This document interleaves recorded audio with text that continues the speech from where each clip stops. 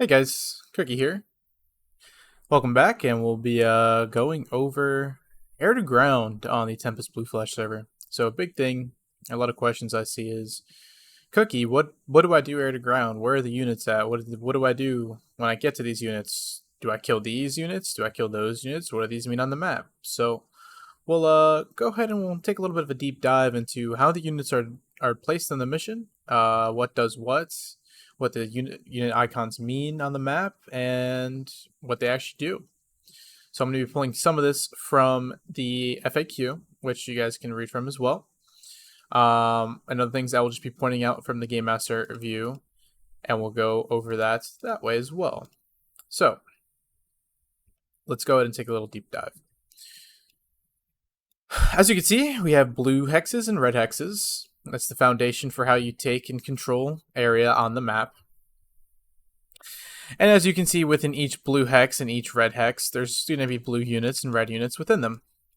Now, there's two types of hexes on Persian Gulf. There's the ocean hexes, or the water hexes, if you want to call them that. And then you have the land hexes. Now, currently, the front line is mainly focused around the water hexes. So I will go ahead and show you guys what it looks like in a water hex. So, contrary to a land hex, in water hexes, the units are going to spawn towards the center of the hex. It wouldn't really make much sense if boats were spawning less than 5 miles from each other on the edge. So they're going to spawn in a hexagonal pattern towards the middle of the hexagon, towards the front lines. So we have units spawned here, there was a couple here, and a few here. Now, you can see these were reconned by a recon flight, so we can actually see them in F10 with markers. Typically, we're not going to be able to see that. You'll have something more like this, where we just have a couple of boats here, not reconned. We only have a sector marker in the middle. Now, I'll go ahead and show you guys. We'll go ahead and take a look at what does red have for boats at the moment. So, subject to change, but at the moment, red is going to have this landing ship here. They have this cargo ship here, and we'll have to go take a little quick trip to another hex to show off the other cargo ship. I believe this is it. Yep, and then this last cargo ship here. So those are red's boats. I wish we could have different boats, but it's hard to place boats that actually won't just kill each other in their respective hexes or have insane crazy AA. So we have to work with what we got. So essentially red has a boat with guns and two cargo ships. Now similarly in blue hexes, we're going to have a very similar experience. So we have the British destroyers. One's underwater. But we have a support ship here, British support ship, which has a single gun up front. We have the destroyer here with its gun up in the front, and the Sea-Cat missiles, which are atrociously bad. Now, do you want to do a PSA? Sea-Cat missiles are not IR, they're not radar, they're command line of sight. So, in order to dodge these missiles, just go ahead and load up a little bit of G. You can maneuver defeat these missiles. They are very, very bad. In fact, I've seen people just fly straight at them and miss. So, they're really bad missiles. Don't really have to worry too much about them. Just put some load on your aircraft and you'll be fine. And then finally, the last ship we have for blue is going to be this resupply ship here, with no weapons.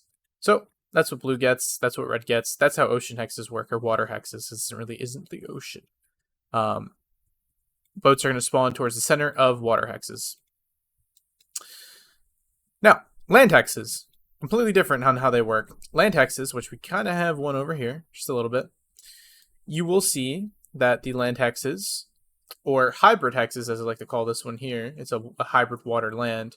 But the land units are going to spawn on the land closest to the edge. So typically, you'll see ground units within a 5 to 7 mile radius of one of these front lines here. So hypothetically speaking, if this blue hex was over here, and this was a blue-red front line between two land tiles, you would see platoons of units on each side within about 10 miles of the border. Now, since this is a little bit of a hybrid hex here, and the front is between a water hex and a partial water land hex, you can see that this front line is obviously not close enough to spawn ground units in the water. You don't want that. So what we have here is we have a couple of platoons that spawned on the land closest to the front line. And we'll go ahead and take a look here on what that looks like. So this is what one of our platoons looks like. We got a couple of T-72Bs. Looks like a BMP2, and a resupply truck. And most of your ground unit templates are going to be something similar. Looks like this one needs to get moved. It's in the forest, so we're finding bugs as we go. But yeah, most of your ground units are going to have tanks, infantry, fighting vehicles, and short-range gun-based AA. There'll be no missiles at these platoons. So that's how land hexes work. That's how water hexes work. Now let's move on to our next target within the hexes, and that's going to be infrastructure. So infrastructure are specialized targets that only appear when reconned. Now, they're different based on whether it's a water hex or a land hex. And infrastructure does a little bit of different things depending on what you hit. So let's take a look at what an infrastructure target looks like. So, for example, this water hex. In the very middle of water hexes, their infrastructure targets are going to be these oil platforms. Here. So, this is a water hex's infrastructure. That's what it looks like. That's what it looks like when it gets blown up. And what infrastructure targets do is they are worth destroying, because what they do is they're going to decrease the amount of units that are going to spawn within hexes for the opposing side. So by destroying infrastructure targets, you reduce the amount of units that are spawning, which makes it easier to push the enemy front line. Now, this obviously stacks, so the more and more that you kill of infrastructure, the less and less you have in each hex. So it makes it easier to push hexes. So that's a water infrastructure target. Looks like this one got reconned earlier over here. So this is a land-based infrastructure target that got reconned earlier. And they're going to look something like this. They're not all going to look the same, but since you can only see them when you recon them, you'll know exactly what you're looking for. Now, infrastructure targets are typically going to spawn, if they're on land, they're going to spawn more towards the center of hexes, and they won't have units similar to the platoons. They'll have more static-based units like the oil tanks and a couple of trucks, things like that. So that is a land-based infrastructure target. Now, remember, you can only see these infrastructure targets if you recon them. So you either have to do low or high altitude recon in a recon aircraft. You can send in a recon aircraft for points, or you can do recon troops from a heli. Cool. So we got platoons in water hexes and land hexes, and we have infrastructure targets in water and land hexes, and where they spawn and how you see them. Now, we'll go ahead and move on to depots. Depots are going to be these little house-looking markers on the map. So on Persian Gulf, blue is going to have 2 depots, and red's going to have 2 depots, and they're going to vary in location. Now, unlike infrastructure, depots are always spawned in, and depots are already marked on the map as well, so you know where they're at. Once DCS unfreezes, I will go ahead and give you a look here. So this is blue's front depot target. It's very simple. It's honestly very similar to a V1 depot. It's a couple of barracks buildings with a couple of artillery pieces and a couple of trucks. Simple as that. Now, what depots do in comparison to infrastructure is depots will reduce the variance required to push. So if you notice that your team's variance is a little high, which is in like the 20s or if it's above 15 really, then you might want to hit a depot because that's going to reduce your variance and it's going to make it easier to push. So killing depots reduces variance. Now we'll go ahead and move on, and I'll show you a red depot. We'll just go ahead and pick a random one. We'll just pick this one over here. This one's cool. Now, some of the depots, so half of the red and half of the blue depots are protected by a single SAM template. At the moment, these are SA3s, but I might replace them with 6s. You can go ahead and keep a lookout on the server announcements and patch notes for that. But this is what a red depot looks like at the moment. So you got a big supply ship there, a couple of support ships here, a couple of cranes, etc. Destroying these will net you less variance. So pretty simple, that's how depots work. And now we'll move into the final target, which is factories. Now factories are essentially infrastructure targets. They're going to work the same. Destroying a factory is going to reduce the amount of units that are allowed to spawn in frontline hexes. Now, the big difference is that factories are worth much more than infrastructure targets. So you could destroy 4 infrastructure targets and it would probably equal the destruction of a couple factory buildings. Now, these factories are marked on the map already. We have one up here. We'll take a look at this red one up here, what they look like. Now, they are a standard composition. They do all look the same. And that's pretty much what they look like. They're all going to look the same, at least the land-based ones. So the 2 land-based ones are going to look the same. And then we have the water ones, which are going to consist of a varying array of ships and oil platforms for both teams. And these are kept uniform just for balancing sake. And the water ones are generally unprotected. Just have airfields close by. That's going to be a limitation because we can't really spawn anything to protect them on the water. That would be reasonable, at least. So that's how the factories work. And then we'll go ahead and take a look at the in-game system for actually seeing what's actually going on.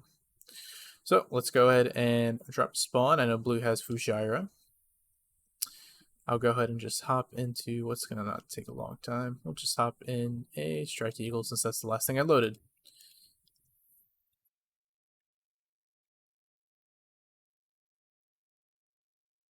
Any day now.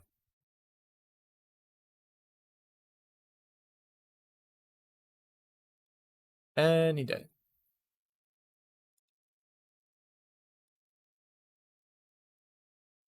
All right, so once you're in a mission and in an aircraft and you want to take a look at what's actually going on, we'll go to the radio menu, F10, and we'll hit Campaign Overview.